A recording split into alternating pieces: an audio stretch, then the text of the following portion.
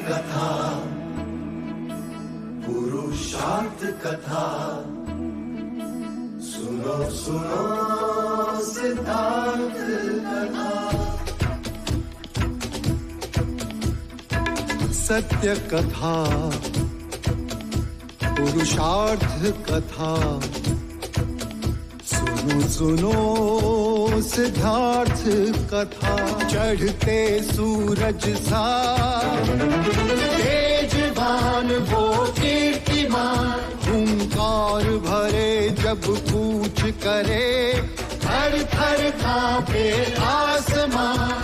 वो राजपुत्र वो शूरवीर, पर्वत को भेद दे उसके तीर, शांति का स्रोत करुणा की धार, निर्झर झरे मन से अपार। वो राजपुत्र वो शूरवीर, पर्वत को भेद दे उसके तीर, है शाक्य वंश का वो तारा, जगमग है जिससे जग सारा। सत्य कथा, पुरुषार्थ कथा, सुनो सुनो सिद्धार्थ कथा।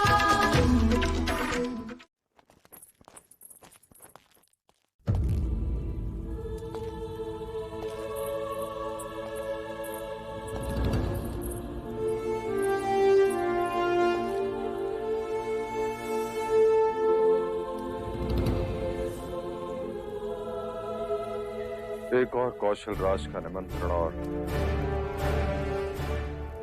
दूसरी ओर सिद्धार्थ की चिंता। जो अब आपको नहीं है। क्या कहना चाह रही हो तुम?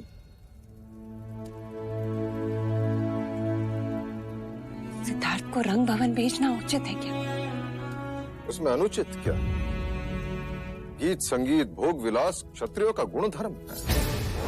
किंतु इस आयु, हाँ इसी आयु में, क्या इस आयु में सन्यासी की तरह सोचना उचित है? मैं उसमें वो सारी कामनाएं जागृत करना चाहता हूं जो एक राजा में होनी चाहिए। मैं नहीं चाहता कि सन्यासियों की तरह वो अपने ही जटाओं में उलझा रहे। मैं चाहता हूं कि वो सुंदरियों के केशालाप से खेले, श्रृंगार रस खोले। कौशल राज की तरह मैं भी अपने पुत्र का राज्याभिषेक करना चाहता हूं। और हाँ, वो तुमसे रंग भवन जाने की अनुमति मांगने आए तो तुम उससे मना नहीं करोगी।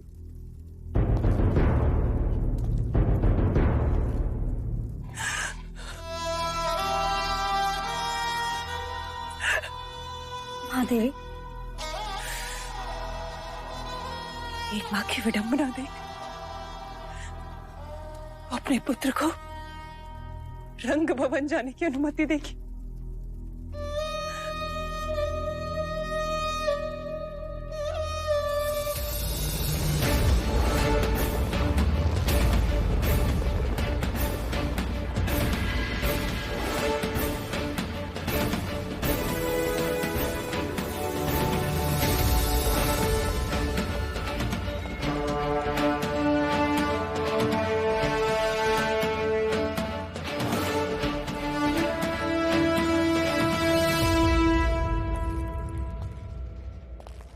महाराज शुद्धोधन, कौशल राज्य में आपका स्वागत है। आशा करते हैं कपिल वस्तु से श्रवस्ती तक का प्रवास आपका सुखद रहा होगा। जी मंत्रीवर, अपने घर से चले और आपके घर पहुंच गए, बस। पधारिए महाराज।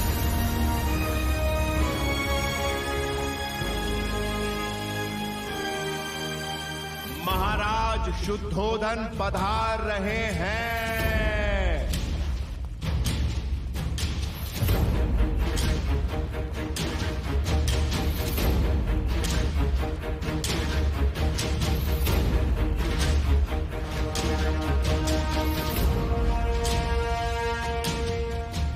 विराजिए महाराज।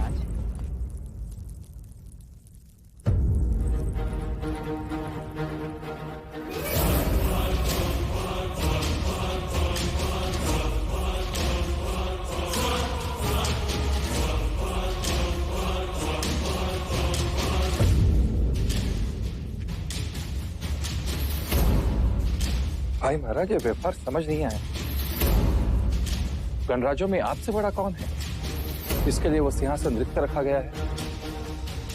महाराज दंड पानी पधार रहे हैं।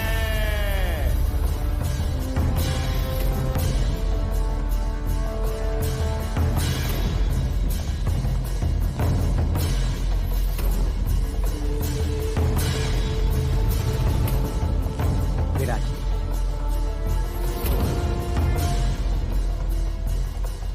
मंत्रीवर्य, यह हमारा अपमान है। आप भली भांति जानते हैं कि शाक्य कुल के महाराज शुद्धोधन है और हमारी छत्र छाया में गणराज्य के सभी राजा आते हैं। क्षमा करें महाराज, परंतु राजा दंडपानी कौशल राज्य के घनिष्ठ मित्र हैं। तो क्या उनकी मित्रता की आड़ में आप हमारे महाराज का अपमान करेंगे? अब हम यहाँ एक क्षण भी नहीं रुक सकते। महाराज रुकिए।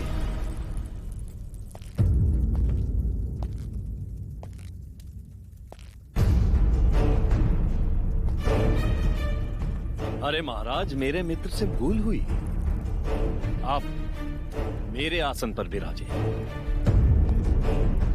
आप औहदे में हमारे महाराज हैं। अगर इतना ही ज्ञान है तो आपको भी सभा को अभी त्याग देना चाहिए। मैं आपसे क्षमा मांगता हूं महाराज शुद्धोधन। आइए, आसन ग्रहण कीजिए। जहाँ मान नहीं वहाँ स्थान नहीं दंडपानी।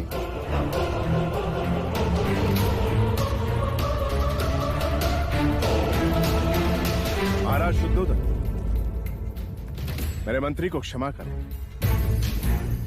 यह नहीं जानता कि ये छोटे छोटे अपमान पर महायुद्ध आरंभ हो जाते हैं। तुम्हें इसी क्षण तुम्हारे कार्यभार से निलंबित किया जाता है।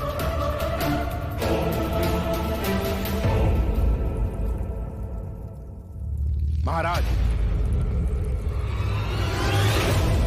आप चाहे तो इसी घड़ी इसकी गर्दन इसके धड़ से अलग कर दीजिए, किंतु आप प्रसन्नजीत को आशीर्वाद देकर ही यहां से जाइएगा।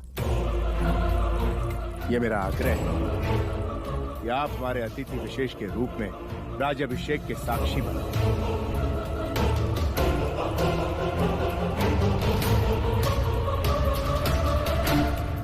आइए महाराज।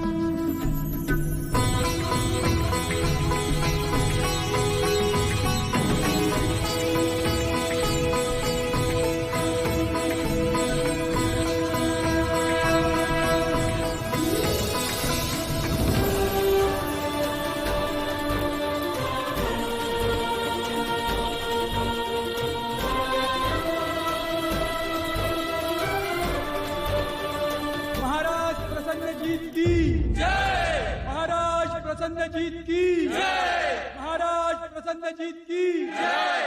महाराज प्रसन्नजीत। भाई महाराज, क्या हुआ? कुछ नहीं अनुज, मैं अचानक सिद्धार्थ का राज्याभिषेक देखने लगा था। तथास्तु। जब सिद्धार्थ सजेगा तो सारा भारत वर्ष देखेगा।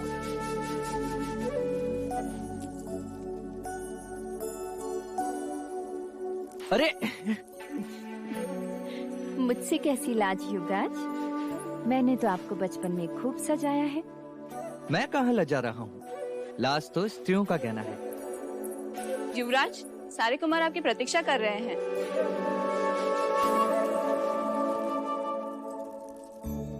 लाज औरतों का गहना है तो संयम पुरुषों का आभूषण है युवराज।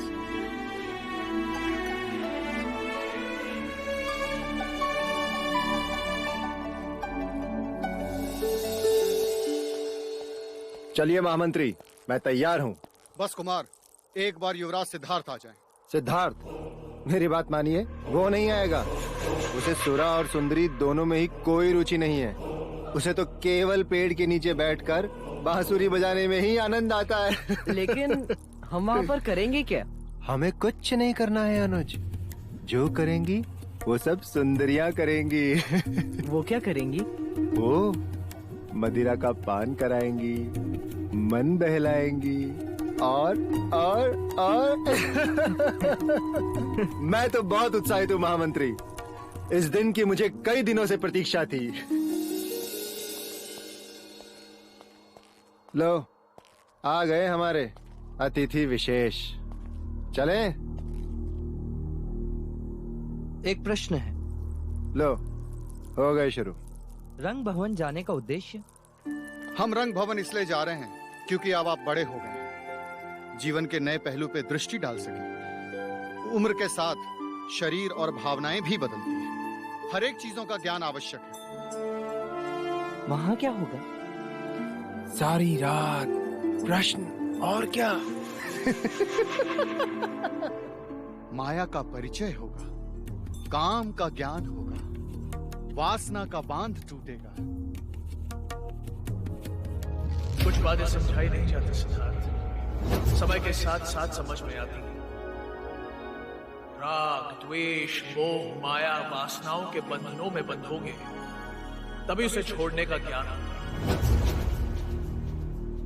हाँ, चलिए महामंत्री, मुझे भी माया, काम और वासना से परिचित होना है।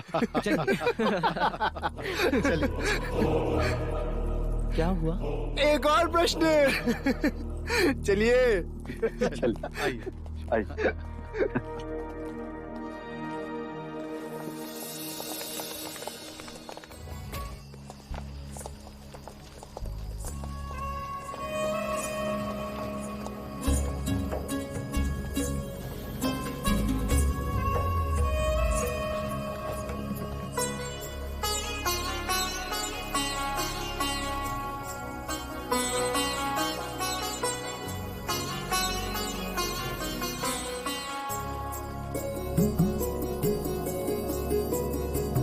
युवराज, ये रंग भवन आपके लिए विशेष रूप से आनंद प्रमाद के लिए सजाया है। यहाँ से सुख शुरू होता है। चलिए। राजकुमारों का स्वागत है। पधारिए।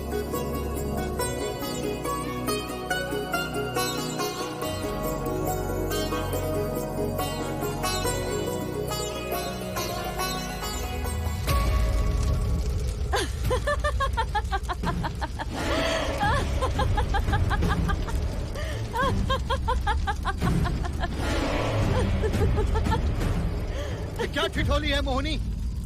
सच्चाई है महामंत्री जी। कहने को तो ये रंग भवन है, लेकिन है यहाँ केवल अग्नि ही अग्नि।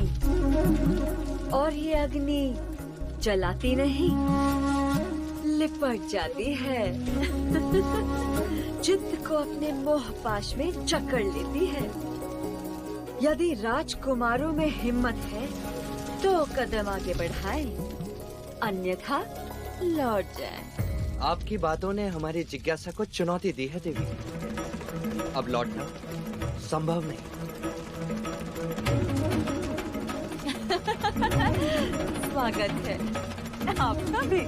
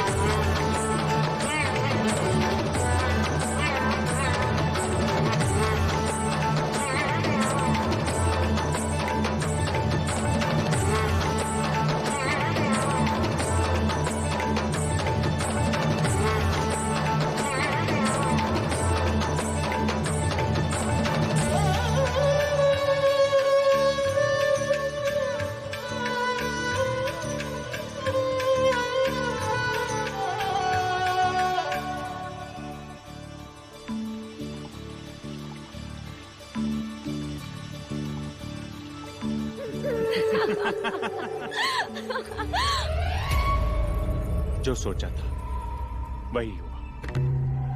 कहते हैं ना कि कमल कीचड़ में खिलता है। पर यहाँ तो कमल तल में ही धस गया। अब देखना, सिद्धार्थ कभी भी रंग भवन से बाहर नहीं आ पाएगा। और इस समय रति ने युवराज को अपने बाहों के पास में जकड़ लिया होगा।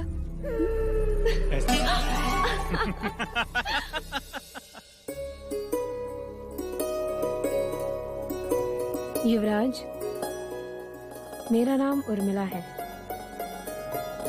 अब आप हमें अपनी सेवा करने का अवसर दीजिए। मुझे लगा तुम्हारा नाम सरस्वती होगा। मैंने सदैव वीणा को मां सरस्वती के हाथों में देखा है। कदाचित उनके पश्चात तुम ही होगी जो इतनी मधुर वीणा बजाती हो।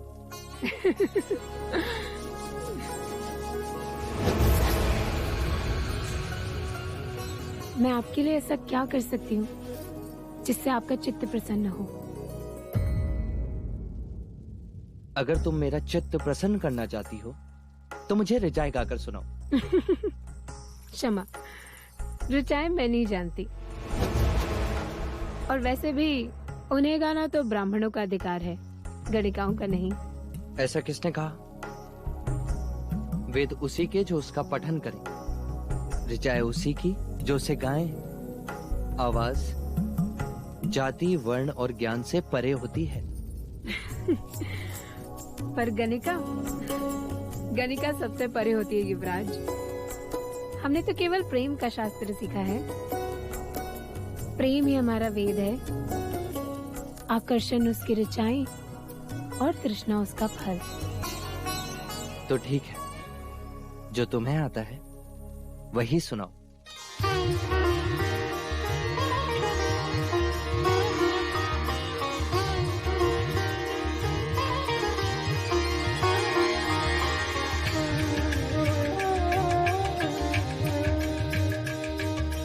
कंचन काया के सन्मुख जब हो कोई नतमस्तक, मन में तब आलोकित हो प्रेम का पावन दीपक।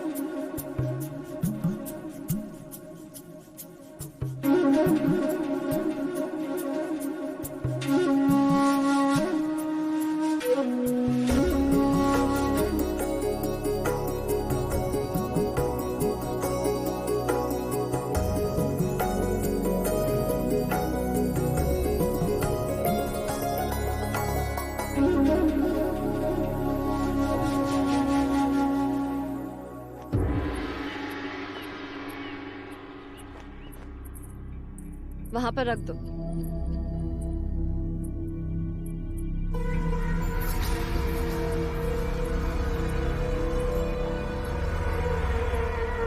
क्या देख रहे हो? कपिलवस्तु की इन गलियों। क्यों? ऐसा क्या है इनमें आर्य? देख रहा था, जब इन्हीं गलियों में सिद्धार्थ मदिरा का प्याला लिए घूमेगा, तब जाके महाराज को पता चलेगा कि उन्होंने सिद्धार्थ को किस दलदल में फेंक दिया। रंग भवन बहुत अच्छी जगह है।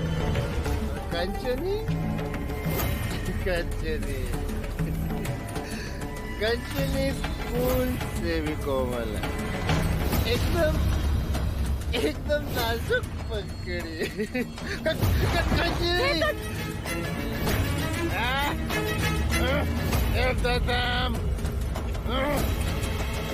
रंगमन और कंचनी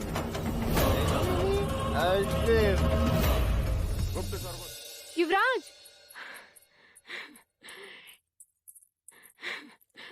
ये आपका उपवस्त्र।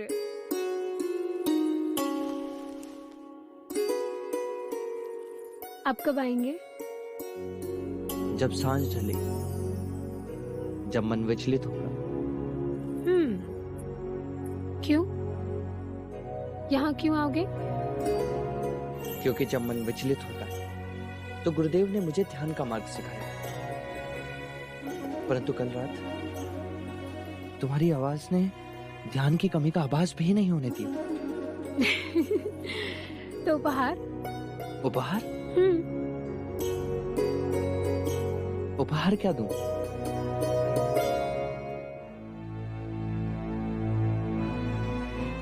वैसे मेरी रात तो यहीं रह गई, तो तुम इसे ही उपहार समझ लो।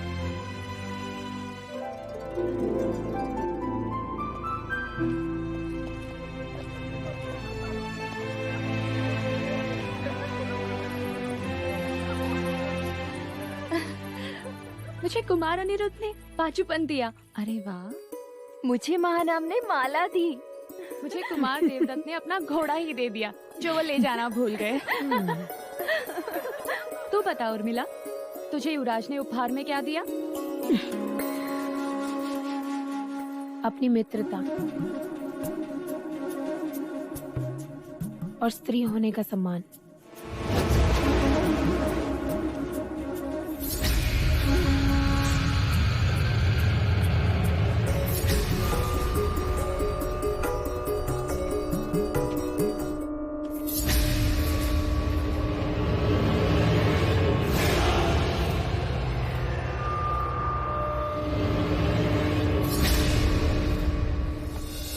सबके सामने आपका अपमान जानबूझकर किया गया था भाई महाराज।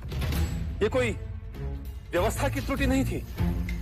महाराज, वो हमें युद्ध के लिए उकसा रहे हैं ताकि हम निमित्त बने और उन्हें युद्ध करने का कारण मिले। वो ऐसा तभी कर पाएंगे सेनापति, जब उन्हें पूर्ण विश्वास होगा कि वो हम पर विजय प्राप्त करेंगे। शाक्यों पर विजय प्राप्त करना इतना सहज नहीं है महाराज। इसीलिए वो हम शाक्यों में फूट डालकर हमें निर्बल करने का प्रयत्न कर रहे हैं, और यही कारण था कि उन्होंने राजा दंडपानी को एक विशेष स्थान दिया।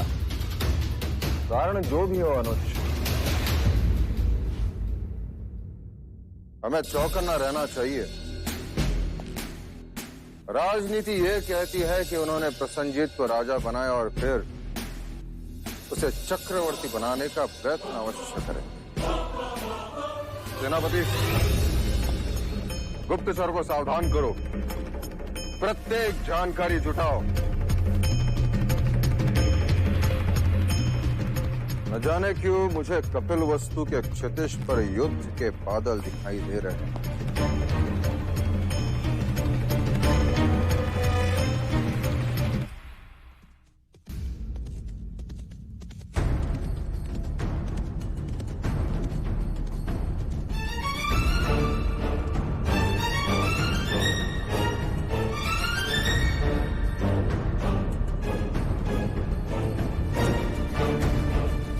नौशिका, कल रात भी सिद्धार्थ अपने कक्ष में नहीं था ना?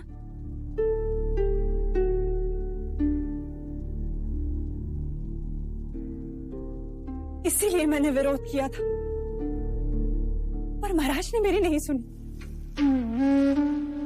परिणाम देख, सिद्धार्थ दिन रात रंग भवन में बिताता है। कहीं सन्यासी और सम्राट के इस युद्ध में वो अपनी मनुष्यता ही ना खो बैठे।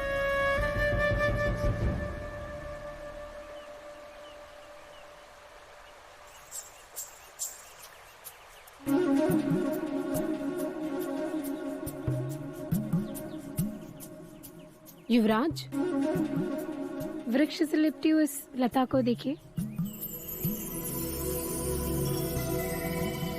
मानो मन भावनाओं से सजी धजी कोई स्त्री उत्तेजना के साथ अपने मन चाहे पुरुष से लिपट गई है।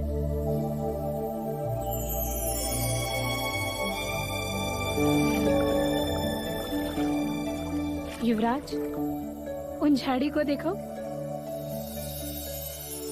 ऐसा लगता है मानो हरे वस्त्र पहने एक सुंदर रमणी अपने प्रेमी की प्रतीक्षा करते करते किनारे पर ही सो गई हो। नींद में भी उसके उभार पुरुष को आकर्षित कर रहे हो।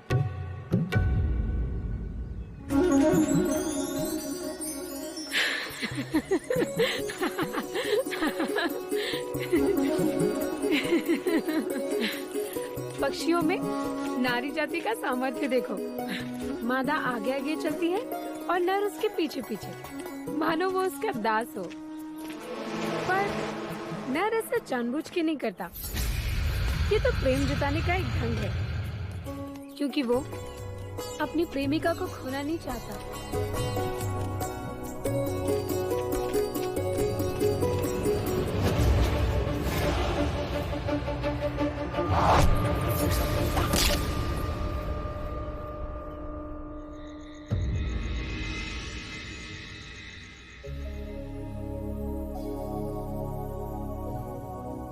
जब मेरा मन विचलित होता है तो मैं तुम्हारे पास आता हूँ।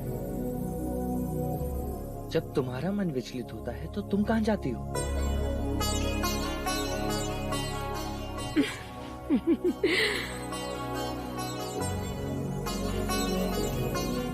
सुना था लज्जा अब सबसे कोसों दूर भागती है। स्त्री जब किसी से प्रेम करती है तब लज्जा के अधीन हो ही जाती है। तुम किसी से प्रेम करती हो? हाँ। तो मुझे उससे कब मिलवाओगी? समय आने पर मिलवाऊंगी, पर आप वचन दीजिए, ये बात किसी से नहीं कहेंगे? नहीं कहूंगा। यदि तुम मेरे एक प्रश्न का उत्तर दो तो मैं तुम्हारी सहायता भी करूंगा। आपके प्रश्न तो कभी समाप्त ही नहीं होते युवराज। पूछिए। प्रेम क्या है उर्मिला? प्रेम जो कहा न जाए, जो किया न जाए, बस हो जाए, जिसे केवल अनुभव किया जाए, वो प्रेम है। कोई कोसों दूर रहकर भी हर समय पास लगे, किसी की हर पीड़ा पर अपना अधिकार लगे। प्रेम ज्ञान का विषय नहीं, अनुभूति की बात है। प्रेम तन को नहीं, मन को छूता है। अब बताओ, जल से पतला क्या होता है? प्रेम, ज्ञान।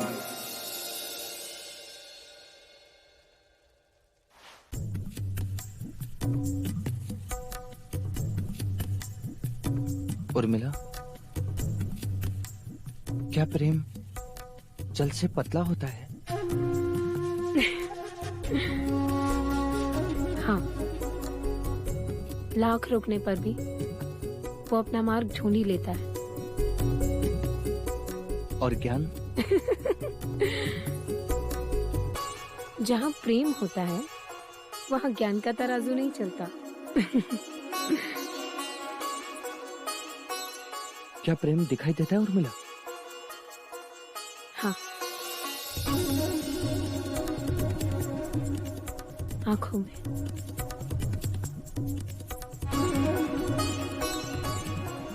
मिल लो मेरी आंखों में स्वयं से।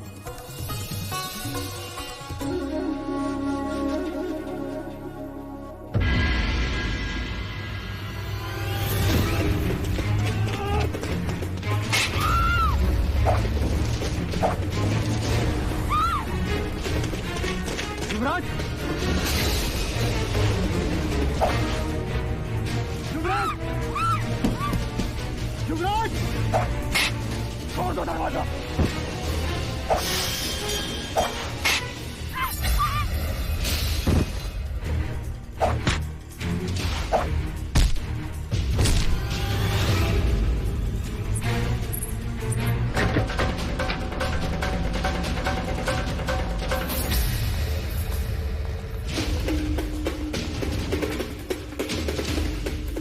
बलदेव, कौशल देश का राजदूत, सैनिकों बंदी बना लो इसे।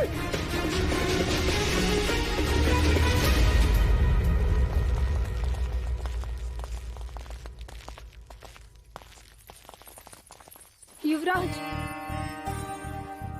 आप पूछ रहे थे ना, जब मेरा मन विचलित होता है तब मैं कहाँ जाती हूँ?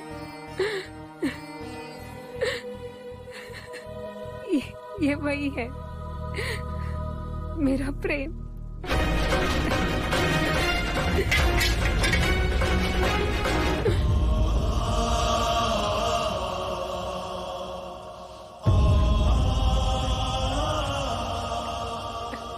युवराज, मेरे प्रेम की सहायता कीजिए, उन्हें बचा लीजिए, उन्हें बचा लीजिए युवराज, उन्हें बचा लीजिए।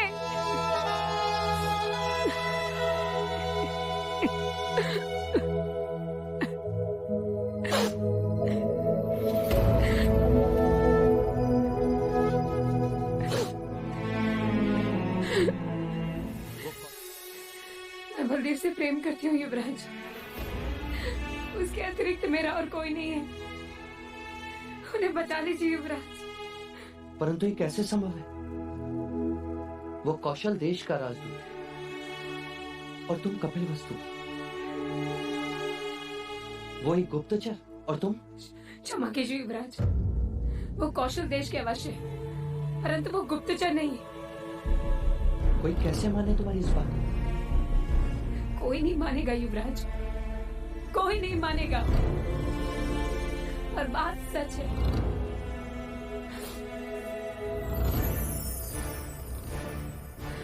पिछले वर्ष मैं और मेरी कुछ सहेलियां जल क्रीड़ा के लिए गए थे।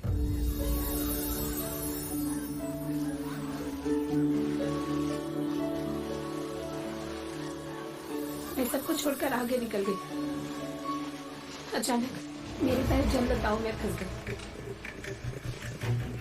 प्राण निकलने ही वाले थे कि दो हाथों ने मुझे बचा लिया।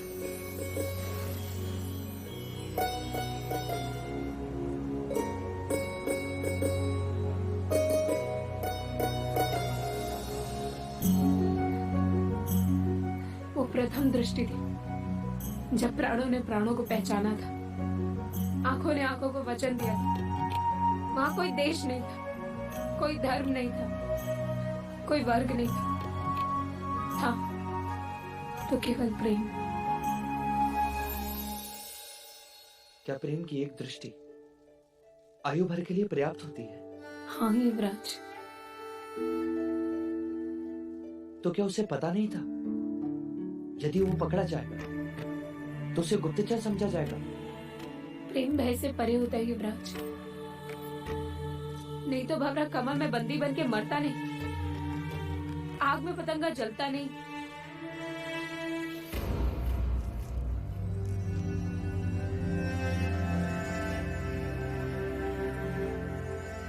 मान लिया कि वो तुमसे प्रेम करता है, पर मुझ पर आक्रमण करने का अर्थ? वो भी प्रेम के कारण। प्रेम के कारण? जब कोई किसी से प्रेम करता है ना, तो अपने प्रेमी को किसी दूसरे के साथ देखना सहन नहीं होता, ईर्ष्या होती, अपने प्रेमी को खो देने का भय होता है। उसे लगा होगा कि हमारे बीच कोई संबंध है। पर मैं तो केवल तुम्हारा मित्र हूँ। परंतु वो ये नहीं जानते, इसलिए मैं कैसे मान लूं कि जो तुम कह रही हो वो सत्य है? जीवा सत्य बोल देती, परंतु आंखें कभी सत्य के अलावा और कुछ नहीं बोलती। झांक लीजिए इन आंखों में, अगर रत्ती भर भी असत्य दिखाई दे तो छीन लीजिए हमारे प्राण।